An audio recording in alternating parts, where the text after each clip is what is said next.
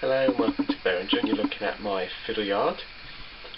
And if you remember, this is the hinge section where the hedge shunt's going to be, and at this point since the last update there's been no changes.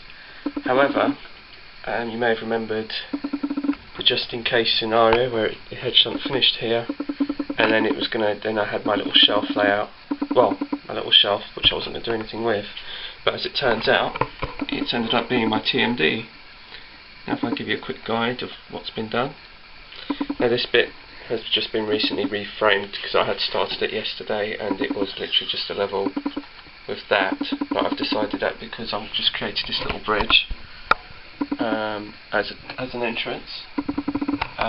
So what I'm going to be doing with that is I'm going to be using the ratio girder bridge just to do the fascia for the front, which I'll just show you in just a minute. And as you can see, this is what it's going to look like. I'm just going to put this fascia on the front here. I've got some spare where my little white van is. So that's how the entrance looks, and it's only just a single road all the way through. And here we've got the two storage tanks where my 47 Helgen petroleum sector is, followed by the fueling point, and followed by my Batman Syncross single road shed. And here we have a forklift offloading a van, and obviously this isn't quite finished yet. And then we have, this is just going to be a brick wall.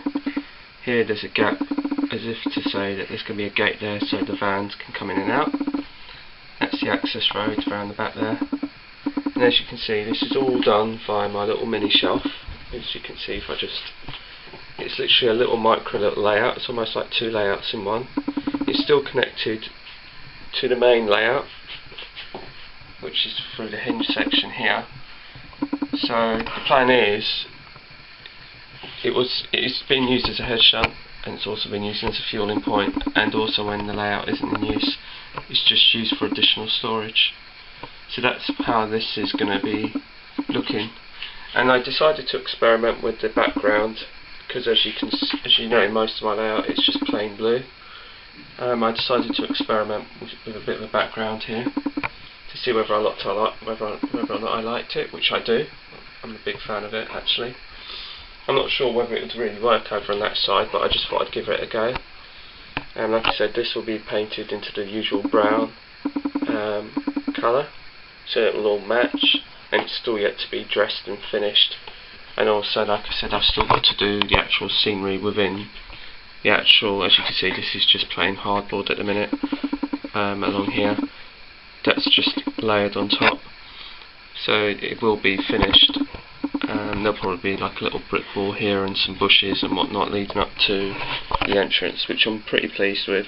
And it's all been knocked up through spare wood, literally. All my offcuts, I've literally just raided all my offcuts just to see what I could create and what I could do with what I had to try and make this little shelf a bit more interesting.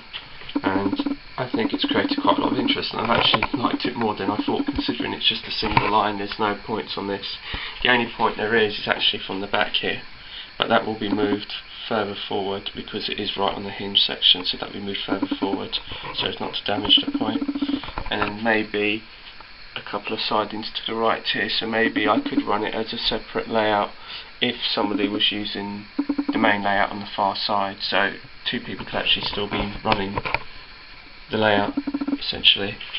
So this is what's now Berringer TMD, and the upshot of that is that if you remember, the fueling point was over at the far side, which the fueling point was over at this side if you remember, but now what's going to happen is it just makes more room for the town scene, because there are going to be two lines going all the way around, and obviously that can be pulled out to make more room for the town scene up at this end. So, and it won't look so crammed either, because I thought when the fueling point was there and I really wanted to use it, I thought it was a little bit crammed in the corner and it's going to be a bit fiddly to get to. So it's worked out quite nicely, but obviously nothing's been done at this end. And as far as the station is concerned, it's still pretty much exactly as you've seen it, just purely because I've been working at the fill yard end. So if I just give you a quick pan round, no, the bus isn't supposed to be on the platform before anyone asks.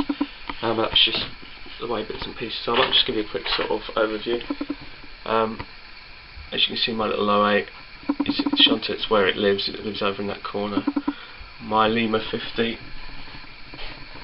is just parked up on this side in here, and it leads back through the Pico tunnel at the end there and onto the newly refurbished fill yard, which you've seen. So I shall love you and leave you, and thanks for watching, and please feel free to comment and subscribe.